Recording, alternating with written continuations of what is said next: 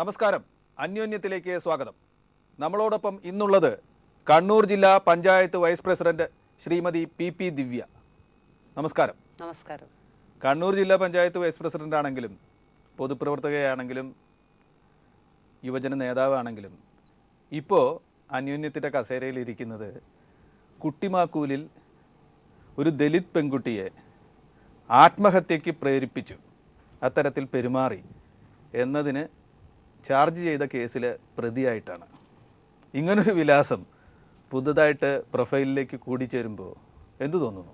അതായത് മനസ്സുകൊണ്ട് പോലും ഒരു ദളിത് പെൺകുട്ടിയെ മനഃപൂർവ്വം ഒരു വാക്കുകൊണ്ട് പോലും ഒരിക്കലും പീഡിപ്പിച്ചിട്ടില്ല.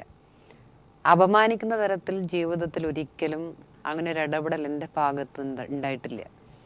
ഇപ്പോൾ കുട്ടിമാക്കൂലിൽ ഉണ്ടായിട്ടുള്ള ചില പ്രശ്നങ്ങൾ അത് യഥാർത്ഥത്തിൽ UDFകാർ കണ്ണൂരും കേരളത്തിലുടനീളം ഇന്ന് രാജ്യത്തുടനീളം ഒരു വലിയ ദളിത് പീഡനമായി അവതരിപ്പിച്ചുകൊണ്ട് അതിലൊരു അഭിപ്രായ പ്രകടനം ഒരു മാധ്യമത്തിൽ ഞാൻ രേഖപ്പെടുത്തി. അതിൻ്റെ ഭാഗമായി പ്രതി ചേർക്കപ്പെടുകയായിരുന്നു. അത് ഇപ്പോൾ താങ്കൾ പറഞ്ഞത് കൃത്യമായിട്ട് നമുക്ക് തെളിയിക്കാൻ കഴിയുന്ന വിധം ആളുകൾക്ക് കേട്ടാൽ, ജനമാണല്ലോ എല്ലാത്തിൻ്റെയും അന്തിമ വിധികർത്താക്കൾ, അവർക്ക് വ്യക്തമാകുന്ന വിധം വിശദീകരിച്ചു പോകാൻ കഴിയും എന്ന ആത്മവിശ്വാസമുണ്ടോ? തീർച്ചയായിട്ടും. കാരണം ഈ വിഷയം വന്നതിന് ശേഷം ആത്മഹത്യക്ക് തയ്യാറായിട്ടുള്ള ഈ പെൺകുട്ടി തന്നെ പിന്നീട് പട്ടികജാതി കമ്മീഷനോട് പറഞ്ഞിട്ടുള്ള മൊഴി എന്ന് പറയുന്നത്, ഞാൻ ആത്മഹത്യ ചെയ്യാൻ വേണ്ടി തയ്യാറായത് മറ്റാരുടെയെങ്കിലും പ്രേരണ കൊണ്ടല്ല, മറിച്ച് ജയിലിൽ പോകാൻ വേണ്ടി ഉണ്ടായ ഒരു പ്രയാസം കാരണമാണ് ഞാൻ ആത്മഹത്യ ചെയ്യാൻ വേണ്ടി തുനിഞ്ഞത് എന്ന് ആ പെൺകുട്ടി വെളിപ്പെടുത്തുന്നുണ്ടായി. അതുകൊണ്ട് തന്നെ തീർച്ചയായിട്ടും ഞങ്ങളെപ്പോലെയുള്ള ആളുകളെ സംബന്ധിച്ചിടത്തോളം ആ പെൺകുട്ടി തന്നെ പരസ്യമായി ആ കാര്യം പറഞ്ഞു. അത് പട്ടികജാതി കമ്മീഷനോട് പറഞ്ഞു. ഈ കേസ് ഒരിക്കലും നിലനിൽക്കില്ല. ഇപ്പം എനിക്കും ഷംസീറിനുമെതിരെയാണ് ഈ കേസ് വന്നിരിക്കുന്നത്. തീർച്ചയായിട്ടും ഈ കേസ് നിലനിൽക്കില്ല എന്ന് തന്നെയാണ് ഞങ്ങളുടെ വിശ്വാസം. നമുക്കിതിൻ്റെ ഓരോ സംഭവവികാസങ്ങളിലേക്കും തുടക്കം മുതൽ തന്നെ പോകാം. ഒരു ദിവസം കുട്ടിമാക്കൂലിലെ CPIM ബ്രാഞ്ച് ഓഫീസിലേക്ക് ഈ പെൺകുട്ടിയും പെൺകുട്ടിയുടെ സഹോദരിയും കയറി വരികയും അവിടെ ഉണ്ടായിരുന്ന പ്രവർത്തകരെ ആക്രമിച്ചു, വിറകും കൊള്ളിയെടുത്ത് പ്രവർത്തകരെ അടിച്ചു എന്നാണ് CPIM പറയുന്നത്. അങ്ങനെ ഉണ്ടായില്ലെന്നാണ് അവർ വാദിക്കുന്നത്. അങ്ങോട്ടും ഇങ്ങോട്ടും കേസായി. അവിടെ നിന്നാണ് ഈ സംഭവത്തിൻ്റെ തുടക്കം. എന്തായിരുന്നു ആ സംഭവത്തിൻ്റെ പശ്ചാത്തലം? അതായത് ഈ കുട്ടിമാക്കൂലിൽ രാജൻ എന്ന് പറയുന്ന ഒരു കോൺഗ്രസ് നേതാവിൻ്റെ മക്കളാണ്, പ്രാദേശിക നേതാവിൻ്റെ മക്കളാണ് അഞ്ജനയും അഖിലയും. നമ്മുടെ കുട്ടിമാക്കൂലിലെ പാർട്ടി ഓഫീസിൽ അഞ്ജനയും അഖിലയും കയറി ഞങ്ങളുടെ പ്രവർത്തകരെ തല്ലിയിട്ടുണ്ട്. ഇത് അവിടുത്തെ ആദ്യത്തെ സംഭവമല്ല. മാസങ്ങൾക്ക് മുമ്പ് തന്നെ ആ പ്രദേശത്ത് പല രീതിയിൽ കോൺഗ്രസ്സുകാരും CPMകാരും തമ്മിലുള്ള ഒരുപാട് അഭിപ്രായ വ്യത്യാസങ്ങളുണ്ടായിരുന്നു. അങ്ങനെയുള്ള ഘട്ടങ്ങളിലെല്ലാം തന്നെ രാജനും അവിടുത്തെ പ്രാദേശിക നേതാക്കന്മാരും തമ്മിലുള്ള ചില പ്രശ്നങ്ങൾ, ഈ പ്രശ്നങ്ങൾ പരിഹരിക്കാൻ വേണ്ടി പലപ്പോഴും പറഞ്ഞയക്കുന്നത്, പരിഹരിക്കാൻ എന്ന് പറഞ്ഞാൽ അതിനെ കൈകാര്യം ചെയ്യാൻ വേണ്ടി പറഞ്ഞയക്കുന്നത് ഈ രണ്ട് പെൺകുട്ടികളെയാണ് എന്നുള്ളതാണ്. രാജൻ പറഞ്ഞയക്കുന്നത് മക്കളെയാണ് ചോദിക്കാൻ വിടുന്നത്.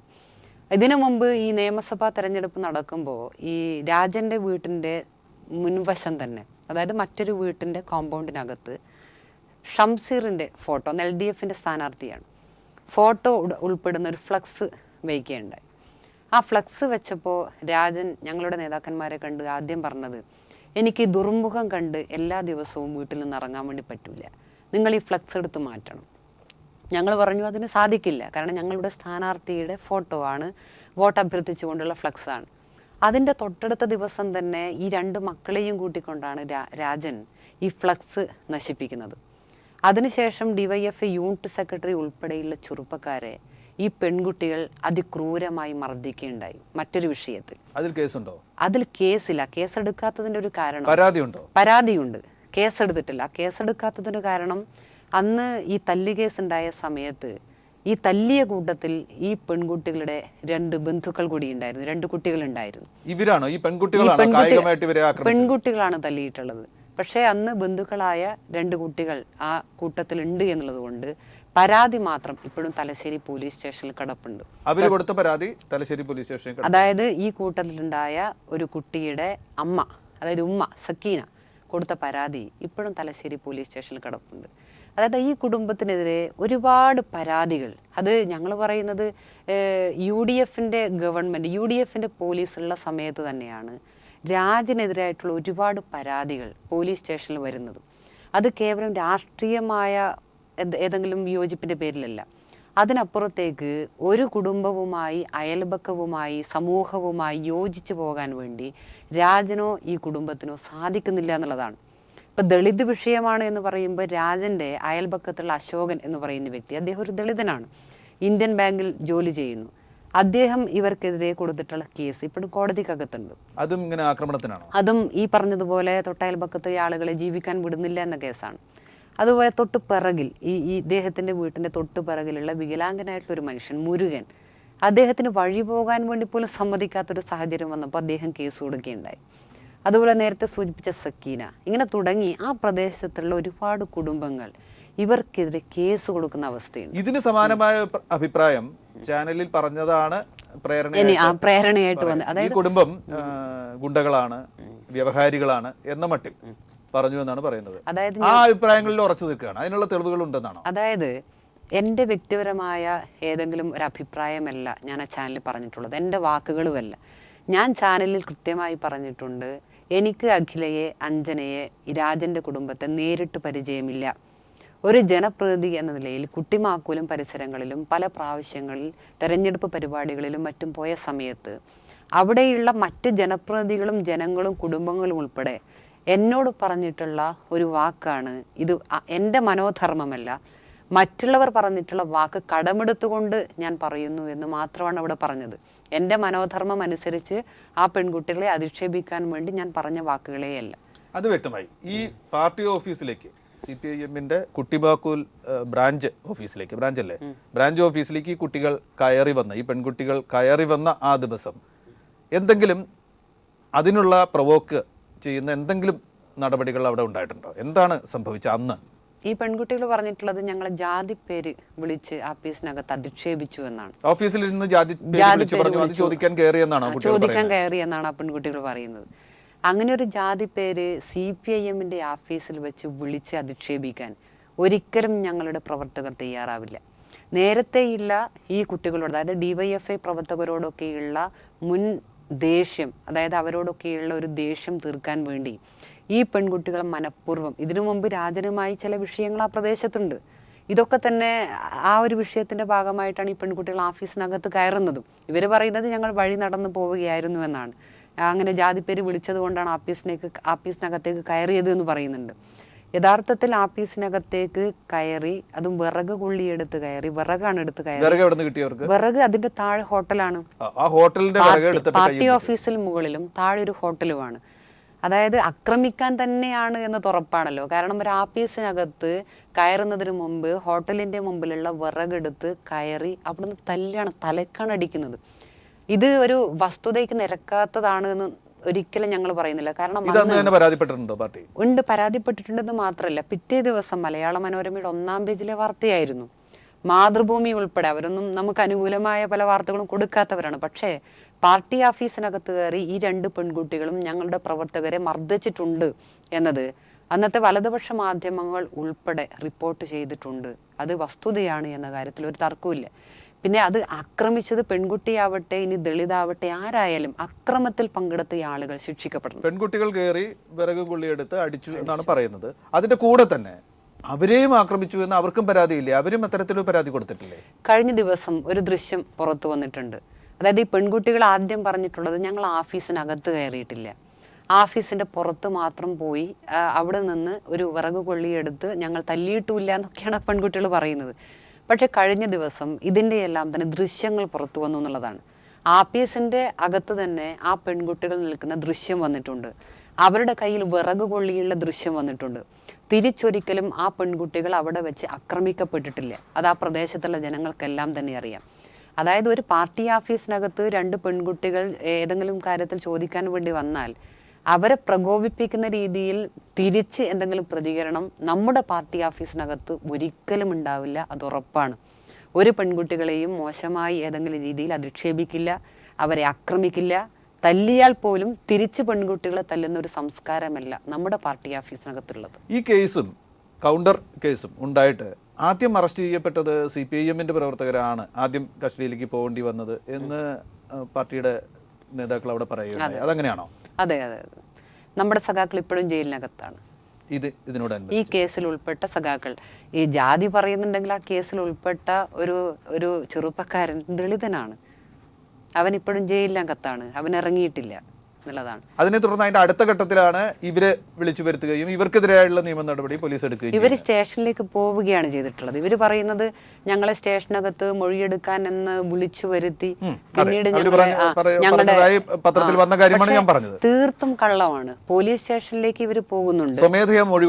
അതായത് പോലീസ് സ്റ്റേഷനിലേക്ക് പോവുകയാണ്. പോലീസ് സ്റ്റേഷനിൽ പോയതിനു ശേഷം നമുക്കറിയാം സ്റ്റേഷൻ ജാമ്യമല്ല, 452 വകുപ്പ്. സ്റ്റേഷൻ ജാമ്യമല്ല, മജിസ്ട്രേറ്റിന്റെ മുന്നിൽ ഹാജരാക്കണം. ഈ പെൺകുട്ടികളെയും കൊണ്ട് മജിസ്ട്രേറ്റിന് മുന്നിലേക്ക് പോകുന്നു. ആ സമയത്തൊന്നും തന്നെ ഒരു വിഷയം ഉണ്ടായത് കൈക്കുഞ്ഞിനെ ജയിലിലടച്ചു എന്നൊരു വിഷയം കൂടി അതിന്റെ ഭാഗമായിട്ടുണ്ടായിരുന്നു. കുട്ടി ഉണ്ടായിരുന്നില്ല. ഈ പെൺകുട്ടികളോട് ജാമ്യം, സ്വാഭാവികമായിട്ടും ജാമ്യമില്ലാത്ത ഒരു വകുപ്പ് എടുത്ത് കേസുണ്ടായാൽ ജാമ്യ ഹർജി കൊടുക്കണ്ടേ? ജാമ്യം ലഭിക്കും, മജിസ്ട്രേറ്റിന് മുന്നിൽ ജാമ്യം ലഭിക്കും. മജിസ്ട്രേറ്റിന്റെ മുന്നിൽ ജാമ്യം ലഭിക്കും. എന്നിട്ട് പോലും അത് ജാമ്യാപേക്ഷ കൊടുക്കാൻ വേണ്ടി ഇവർ തയ്യാറായിട്ടില്ല.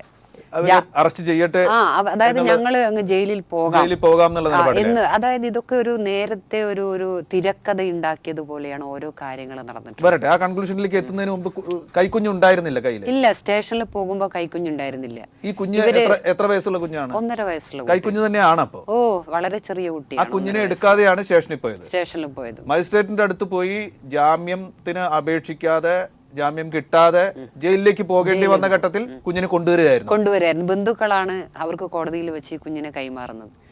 ആരും നോക്കാനില്ലാത്ത ഘട്ടത്തിലാണ് സ്വാഭാവികമായിട്ട് ജയിലിലേക്ക് പോകുമ്പോൾ കുട്ടികളെ കൊണ്ടുപോവുക. ഇവരുടെ അച്ഛനുണ്ട്, ഇവരുടെ അനുജത്തിമാരുണ്ട്, ഇവരുടെ കുടുംബമുണ്ട്. അവരൊക്കെ ഒറ്റ വീട്ടിൽ തന്നെയാണ് താമസിക്കുന്നത്. അവരൊക്കെ ഒറ്റ വീട്ടിലാണ് ഇപ്പൊ താമസിക്കുന്നത്. അവരുടെ കയ്യിലൊന്നും ഏൽപ്പിച്ചില്ല. ഇവർ ജയിലിലേക്ക് പോകുമ്പോൾ ആ കുഞ്ഞിനെയും കൊണ്ട് ജയിലിലേക്ക് പോകേണ്ട ഘട്ടം വന്നപ്പോ കണ്ണൂരിന്നല്ലേ ജയിലിലേക്ക്? കണ്ണൂർ മജിസ്ട്രേറ്റിന്റെ അടുത്താണല്ലോ ഹാജരാക്കുന്നത്. കുട്ടിമാക്കൂരിൽ നിന്ന് കുട്ടിയെ കൊണ്ടുവന്നു കോടതിയിലേക്ക്. ജയിലിൽ പോകുന്ന ഘട്ടത്തിൽ മാത്രം. ജയിലിൽ പോകുന്ന സ്റ്റേഷനിൽ കുട്ടി ഉണ്ടായിരുന്നില്ല. ഇതോടനുബന്ധിച്ച് വരുന്ന മറ്റു ചില വാർത്തകൾ, ഈ ജാമ്യം നിഷേധിക്കപ്പെടുന്ന അല്ലെങ്കിൽ കിട്ടാതെ ജയിലിലേക്ക് പോകേണ്ടി വരുന്ന ആ സംഭവം നടക്കുന്ന ദിവസം KPCC പ്രസിഡന്റ് അവിടെ ഉണ്ടായിരുന്നു. അദ്ദേഹം പിന്നീട് ജാമ്യം കിട്ടി ജയിലിലേക്ക് പോയതിന് ശേഷം മാത്രം പോലീസ് സ്റ്റേഷനിലേക്ക് പ്രകടനവുമായി വന്നു. നേരത്തെ ജാമ്യക്കാരില്ലാത്തതാണെങ്കിൽ, ജാമ്യ ഹർജി കൊടുക്കാത്തതാണെങ്കിൽ ഒക്കെ ഇടപെടാനുള്ള സന്ദർഭം ഉണ്ടായിരുന്നത് മോണിറ്റർ ചെയ്യാൻ ഇദ്ദേഹത്തിന് കഴിയുമായിരുന്നു എന്നൊക്കെ KPCC പ്രസിഡന്റിനെതിരെ വരെ ആരോപണമായിട്ട് അവിടെ നിന്ന് CPIM-ന്റെ പ്രവർത്തകർ പറയുന്നുണ്ട്. എന്താണ് അതിൻ്റെ നിജസ്ഥിതി? അതായത് ഈ പെൺകുട്ടികൾക്ക് ജാമ്യം ലഭിക്കുമായിരുന്നു എന്ന് ഞാൻ പറഞ്ഞു. അങ്ങനെ ജാമ്യം ലഭിക്കുന്ന സാഹചര്യം ഉണ്ടായിട്ടും ഈ പെൺകുട്ടിയെ ജാമ്യത്തിലെടുക്കാൻ വേണ്ടി തയ്യാറാവാത്ത ഒരു സംഭവം, അതിനെ ചോദ്യം ചെയ്യേണ്ടത് VM സുധീരനാണ്. അദ്ദേഹം അതിന് തയ്യാറായിട്ടില്ല. അതായത് VM സുധീരൻ അവിടുത്തെ പ്രാദേശിക കോൺഗ്രസ് നേതാക്കൾക്കെതിരെ നടപടിയെടുക്കാമായിരുന്നു. കാരണം ഈ പെൺകുട്ടികളെ ജയിലിലേക്ക് പറഞ്ഞയച്ചത് യഥാർത്ഥത്തിൽ അവിടുത്തെ പ്രാദേശിക കോൺഗ്രസിന്റെ നേതാക്കന്മാരാണ്. ഈ 2 പെൺകുട്ടികളെ ജാമ്യത്തിലെടുക്കാൻ വേണ്ടി നിരവധി തവണ ജാമ്യ ഹർജി ഹാജരാക്കാൻ വേണ്ടി പറഞ്ഞിട്ട് ഇവർ ഹാജരാക്കിയില്ല. എന്ന് മാത്രമേ 2 പേരെ ജാമ്യത്തിന് ലഭിക്കാനാവാത്ത വിധത്തിൽ ശുഷ്കമാണോ കുട്ടിമാക്കൂലിൽ കോൺഗ്രസിന്റെ ആളുകൾ? അല്ലെ, കുട്ടിമാക്കൂലിൽ വേണ്ടല്ലോ, കണ്ണൂരിൽ ഒരുപാട് കോൺഗ്രസിന്റെ പ്രവർത്തകരും ആളുകളൊക്കെ ഉണ്ടല്ലോ. അതായത് ഇതുകൊണ്ട് തന്നെ നമുക്ക് മനസ്സിലാക്കാൻ വേണ്ടി സാധിക്കുന്നത് ഇത് VM സുധീരൻ ഉൾപ്പെടെയുള്ള ആളുകൾ അറിഞ്ഞുകൊണ്ട് നടത്തിയിട്ടുള്ള ഒരു നാടകം മാത്രമാണ്. അങ്ങനെയാണ് ഞങ്ങൾ പിന്നീട് വിലയിരുത്തുന്നത്. അതിനുശേഷം ആണ് ചാനലിലെ ചർച്ചകൾ നടക്കുന്നത്. ജയിലിൽ നിന്നും ഇറങ്ങിയ ദിവസം ദിവ്യ അതുപോലെ തന്നെ ഷംസീർ, ഈ 2 പേർക്കെതിരെ കേസുണ്ടാകുന്നത്. ആദ്യം ഇവർ പുറത്തു വന്ന് ഗുളിക കഴിച്ച് ആശുപത്രിയിൽ എത്തുന്നു. അവരുടെ മൊഴി എന്തായിരുന്നു? നിങ്ങൾ പ്രേരിപ്പിച്ചുവെന്ന് മൊഴിയുടെ അടിസ്ഥാനത്തിലാണോ ഈ പ്രശ്നങ്ങൾ ഉണ്ടാകുന്നത്? ആദ്യം അവർ പോലീസിന് കൊടുത്ത മൊഴി പ്രകാരം ഞങ്ങളുടെ ചാനൽ ചർച്ചയിൽ ഉണ്ടായിട്ടുള്ള പരാമർശങ്ങൾ അവരെ അപമാനിക്കുന്നതായി അനുഭവപ്പെട്ടു എന്ന് പറഞ്ഞിട്ടാണ് അവർ ആത്മഹത്യക്ക് ശ്രമിച്ചത് എന്ന് പറഞ്ഞു. എന്നാൽ 2ാമത്തെ ദിവസം അവർ പട്ടികജാതി കമ്മീഷന് കൊടുത്തിട്ടുള്ള മൊഴിയിൽ പറയുന്നത് എനിക്ക് ജയിലിൽ പോകേണ്ടി വന്ന മനോവിഷമത്തിലാണ് ഞാൻ ആത്മഹത്യക്ക് തയ്യാറായത് എന്നുള്ളതാണ്. ഇപ്പോഴും എന്തിനാണ് ആ പെൺകുട്ടി ആത്മഹത്യ ചെയ്യാൻ വേണ്ടി പോയത് എന്നത് സംബന്ധിച്ച് ഞങ്ങൾക്ക് അവ്യക്തതയുണ്ട്. കാരണം വന്ന ആളുകളോടെല്ലാം തന്നെ പരസ്പര വിരുദ്ധമായിട്ടുള്ള കാര്യങ്ങളാണ് ഈ കുട്ടി ഇപ്പോൾ പറഞ്ഞുകൊണ്ടിരിക്കുന്നത്. അല്ല, അത് അവരുടെ ആത്മഹത്യക്ക് പോകുന്ന ഒരാളുടെ മാനസിക സമ്മർദ്ദത്തിൻ്റെ ഫലമായിട്ടാണോ ഇത് ആയിട്ട് കാണാൻ കഴിയുന്നതാണോ? നിങ്ങൾ കുറ്റം പറഞ്ഞു എന്നുള്ള വിഷമമോ ഒരു വശത്ത്, ജയിലിലേക്ക് പോകുന്നു എന്നൊരു വിഷമം മറ്റൊരു വശത്ത്, ഇതെല്ലാം കൂടി ചേർത്ത് 2 തവണ അവർ 2 തരത്തിൽ പറഞ്ഞു എന്നതാണോ അതിലെ പ്രശ്നം? എനിക്ക് തോന്നുന്നത് യഥാർത്ഥത്തിൽ അഞ്ജനയും അഖിലയും കോൺഗ്രസിൻ്റെ ആയുധമായിരുന്നു. അതായത് ഇടതുപക്ഷ പ്രസ്ഥാനത്തെ, അതിൻ്റെ പ്രവർത്തകരെ, ഒരു ജില്ലയെ തന്നെ നമ്മുടെ ലോകത്തിൻ്റെ മുമ്പിൽ തന്നെ അപമാനിക്കാൻ, അങ്ങനെ തന്നെ നമുക്ക് വേണമെങ്കിൽ പറയാം, ആയുധമായിരുന്നു. ഒരുപക്ഷെ പെൺകുട്ടികൾ തിരിച്ചറിയുമെന്നാണ് ഞങ്ങൾ കരുതുന്നത്. അവരുടെ ആത്മഹത്യ പോലും ഒരു നാടകമാണോ എന്ന് സംശയിക്കുന്ന തരത്തിലേക്കാണ് കാര്യങ്ങൾ നീങ്ങിപ്പോകുന്നത്. പാരസെറ്റമോൾ കഴിച്ച് ആത്മഹത്യ ചെയ്യാൻ ശ്രമിച്ചു എന്നാണ് പറഞ്ഞത്. ഇന്ദിരാഗാന്ധി ഹോസ്പിറ്റൽ, അതായത് കേരള മുഖ്യമന്ത്രി പിണറായി വിജയനെതിരെ മത്സരിച്ച മമ്പറം ദിവാകരൻ്റെ നേതൃത്വം കൊടുക്കുന്ന ഹോസ്പിറ്റലിലാണ് അന്ന് രാത്രി ഈ പെൺകുട്ടിയെ അഡ്മിറ്റ് ചെയ്യുന്നത്. ഈ പാരസെറ്റമോൾ കഴിച്ചു എന്ന് പറയുന്നുണ്ട്, അത് അങ്ങനെയാണെന്നുള്ളതിന് ക്ലിനിക്കൽ എവിഡൻസ് ഉണ്ടോ? ഉണ്ട്, എവിഡൻസ് ഉണ്ട്. 6 ഗുളികകളാണ് ഈ പെൺകുട്ടി കഴിച്ചത് എന്നാണ് ഞങ്ങൾ മനസ്സിലായത്. അതിൻ്റെ എവിഡൻസ് 6 ഗുളികകളാണ് ഈ പെൺകുട്ടി കഴിച്ചത് എന്നാണ് ഞങ്ങൾ മനസ്സിലായത്. എനിക്ക് അതിന്റെ വൈദ്യശാസ്ത്ര വശം അറിഞ്ഞുകൂടാ. 6 പാരസെറ്റമോൾ ഗുളിക ഒരുമിച്ച് കഴിക്കുന്നത് മരണകാരണമാവുമോ? ഇല്ല, മരണകാരണമാവില്ല. പക്ഷെ ആ കുട്ടി അപ്പോൾ 6 പാരസെറ്റമോൾ കഴിച്ചു. ഇനി കഴിച്ചില്ലയോ എന്നത് സംബന്ധിച്ചും നമുക്കറിയില്ല. 6 പാരസെറ്റമോൾ കഴിച്ചു എന്നാണ്. അങ്ങനെയാണോ മെഡിക്കൽ റെക്കോർഡ്? അങ്ങനെയാണ് മെഡിക്കൽ റെക്കോർഡ് ഉള്ളത്. അത് ഇന്ദിരാഗാന്ധി ഹോസ്പിറ്റലാണ്. സർക്കാർ ആശുപത്രിയല്ല. സർക്കാർ ആശുപത്രിയിലേക്കാണ് യഥാർത്ഥത്തിൽ പോവേണ്ടത്. ദിവ്യ എന്താണ് പറയുന്നത്? ഇത് ഒരു നാടകമാണ് എന്നതിന്റെ എനിക്ക് തീർച്ചയായിട്ടും ഇതൊരു ആത്മഹത്യ എന്ന് പറയുന്നത് നാടകമാണ്. അന്ന് രാത്രി, അതായത് ജയിലിൽ നിന്നും ഇറങ്ങിയതിന് ശേഷം അന്ന് രാത്രി എല്ലാ ചാനലുകളും നിറഞ്ഞു നിന്നത് അഞ്ജനയും അഖിലയുമാണ്. ഈ വിഷയത്തിൽ നമ്മുടെ എല്ലാം നേതാക്കൾ, ഡിവൈഎഫ്ഐയുടെ, CPM-ന്റെ നേതാക്കൾ വിവിധ ചാനലുകൾക്കകത്ത് വെച്ച് ഈ കാര്യങ്ങളെല്ലാം തന്നെ കുട്ടിമാക്കൂലിൽ ഉണ്ടായിട്ടുള്ള എല്ലാ പ്രശ്നങ്ങളും തുറന്നടിച്ച് പറയുകയുണ്ടായി. അതോടുകൂടി കുട്ടിമാക്കൂൽ സംഭവം തന്നെ ഒരു കള്ളക്കഥയാണ് എന്ന് സമൂഹത്തിന്റെ മുമ്പിൽ തുറന്നു വരികയാണ്. അങ്ങനെ ഒരു സത്യം വെളിച്ചത്തിൽ വന്നതിന്റെ ചിലപ്പോൾ മനപ്രയാസം ഉണ്ടാകാം. ആ കുട്ടികളെ കുറിച്ച് ഇപ്പോ എന്ത് തോന്നുന്നു? അവര് അച്ഛൻ ഇങ്ങനെ തന്റെ രാഷ്ട്രീയ നിലപാടുകളുടെ ഭാഗമായിട്ടുള്ള പല കാര്യത്തിനും മനുഷ്യമറയായിട്ട് ഉപയോഗിക്കുന്നു എന്ന് പറഞ്ഞിട്ടാണ് നേരത്തെ പറഞ്ഞത്. അതിനുശേഷം ഇങ്ങനെയൊക്കെ അവർക്ക് ചെയ്യേണ്ടി വന്നു. അവരെ കുറിച്ച് എന്ത് തോന്നുന്നു? അഞ്ജനയോടും അഖിലയോടും എനിക്ക് വളരെ സഹതാപാണ് ആ പെൺകുട്ടികളോട്. കാരണം വളരെ ചെറുപ്പക്കാരികളാണ്. 30 വയസ്സിന് താഴെയുള്ള 2 പെൺകുട്ടികളാണ്. ആ 2 പെൺകുട്ടികളെയും രാഷ്ട്രീയ വിദ്വേഷം തീർക്കാൻ വേണ്ടി സ്വന്തം പിതാവ് ഇത്തരം, അതായത് നമ്മുടെ സമൂഹത്തിൽ സ്ത്രീകളൊന്നും നടത്താത്ത രീതിയിലേക്കുള്ള ഓഫീസിനകത്ത് കയറി തല്ലുക, പൊതു ഇടങ്ങളിൽ വെച്ച് ആളുകളെ തല്ലുക, അസഭ്യം പറയുക, ഇത്തരം കാര്യങ്ങളിലേക്ക് നയിക്കുന്ന തരത്തിലേക്ക് ഈ പെൺകുട്ടികൾ ഉപയോഗിക്കുന്നു. അതുകൊണ്ട് തന്നെ ഇവരോട് സഹതാപം മാത്രമേ നമുക്കൊക്കെ ഉള്ളൂ. അല്ലാതെ ഒരു തരത്തിലും ഇവരോട് വിദ്വേഷമില്ല, സഹതാപം മാത്രമാണ്.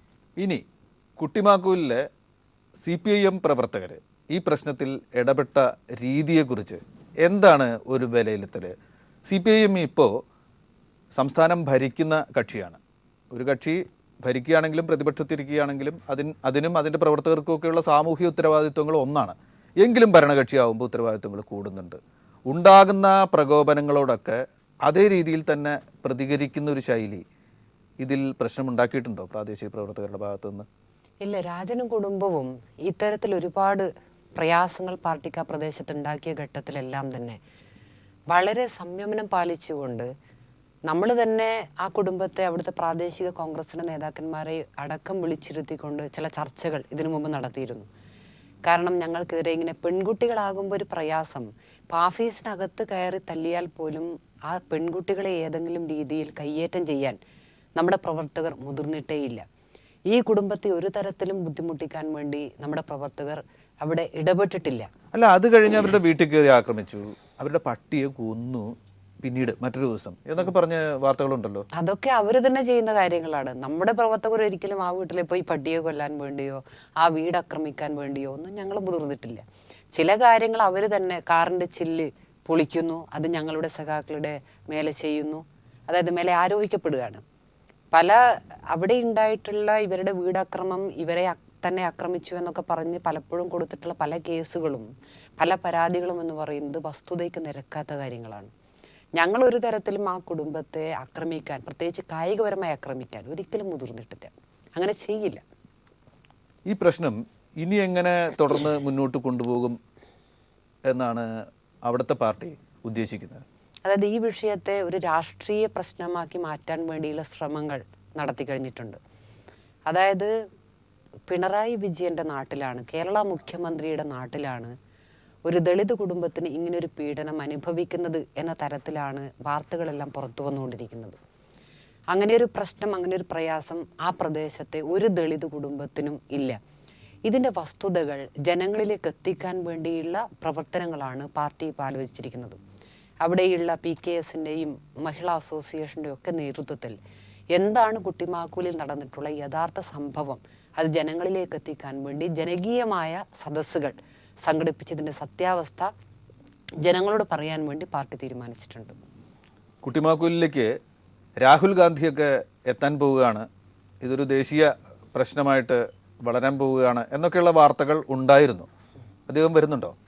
രാഹുൽ ഗാന്ധി വരുന്നു എന്ന വാർത്ത ഞാനും കേട്ടിരുന്നു. വരുന്നുണ്ടോ ഇല്ലയോ എന്നത് സംബന്ധിച്ച് എനിക്കറിയില്ല. കാരണം വരുന്നു എന്ന വാർത്ത ഞാൻ കേട്ടിരുന്നു. കാരണം ഇനിയിപ്പോൾ സംസ്ഥാന നേതാക്കളെല്ലാവരും അവിടെ ക്യാമ്പ് ചെയ്തിട്ടുണ്ട്. ദേശീയ നേതാക്കളും വരുന്നു, ഇതൊരു ദേശീയ വിഷയമായി ഞങ്ങൾ ഏറ്റെടുക്കുന്നു, രാഷ്ട്രപതിയുടെ ശ്രദ്ധയിൽ പോലും ഇത് പെടുത്താൻ വേണ്ടി പോകുന്നു എന്ന തരത്തിലുള്ള വാർത്തകൾ വന്നുകൊണ്ടിരിക്കുന്നുണ്ട്. ഈ ഘട്ടത്തിലും ഞങ്ങളെല്ലാം തന്നെ ഈ കള്ളപ്രചരണങ്ങളെ പ്രതിരോധിക്കുക എന്ന നിലപാടാണ് പാർട്ടി അവിടെ എടുക്കാൻ വേണ്ടി പോകുന്നത്. ആദ്യം ചോദിച്ച ചോദ്യത്തിലേക്ക് മടങ്ങി വരികയാണ്. ജില്ലാ പഞ്ചായത്ത് വൈസ് പ്രസിഡന്റാണ്, പ്രാദേശിക നേതാവാണ്, യുവജന നേതാവാണ്, DYFIയുടെ ഒക്കെ നേതാവാണ്. സ്വന്തം പ്രൊഫൈലിലേക്ക് ഇങ്ങനൊരു പ്രശ്നം കൂട്ടിച്ചേർക്കപ്പെട്ടതിനെ എങ്ങനെ കാണുന്നു? അതുമൂലം ഉണ്ടായ പ്രശ്നങ്ങളിൽ നിന്ന് പുറത്തു വരും എന്ന് ഉറപ്പുണ്ടോ? തീർച്ചയായിട്ടും ഉറപ്പുണ്ട്. ആ പെൺകുട്ടികൾ തന്നെ നാളെ അത് തിരുത്തി പറയും എന്നൊരാത്മവിശ്വാസത്തിലാണ് ഞാനുള്ളത്. ഏതാനും ദിവസങ്ങൾക്കുള്ളിൽ തന്നെ കുട്ടിമാക്കൂൽ സംഭവത്തിൻ്റെ യഥാർത്ഥ വസ്തുതകൾ എന്താണ് എന്ന് ജനങ്ങൾ അറിയും. ഇപ്പോൾ തന്നെ കുട്ടിമാക്കൂലിൽ നടന്നിട്ടുള്ള വിഷയങ്ങൾക്കെല്ലാം ജനങ്ങൾക്കെല്ലാം തന്നെ നല്ല ബോധ്യമുണ്ട് എന്താണ് അവിടെ നടന്നിട്ടുള്ളത് എന്ന്. മറിച്ച് ഞാൻ ചാനൽ ചർച്ചയിൽ പറഞ്ഞ കാര്യങ്ങൾ എന്താണ് എന്നതിനെ സംബന്ധിച്ചും ജനങ്ങളതിനെ വിലയിരുത്തി പറയട്ടെ. ദിവ്യ എന്ന് പറയുന്ന, ഒരുപക്ഷെ ദിവ്യ എന്ന വ്യക്തിയോ ജില്ലാ പഞ്ചായത്തിൻ്റെ വൈസ് പ്രസിഡന്റ്, മറ്റ് രാഷ്ട്രീയ കാര്യങ്ങളിൽ ഇടപെടുന്ന ഒരാളെന്ന രീതിയിൽ ഒരിക്കൽ പോലും ആ പെൺകുട്ടികളെ വ്യക്തിപരമായി അധിക്ഷേപിക്കാൻ വേണ്ടി ഒരു വാക്ക് പോലും ആ ചർച്ചയിൽ ഞാൻ ഉന്നയിച്ചിട്ടില്ല. വളരെയധികം നന്ദി. Thank you.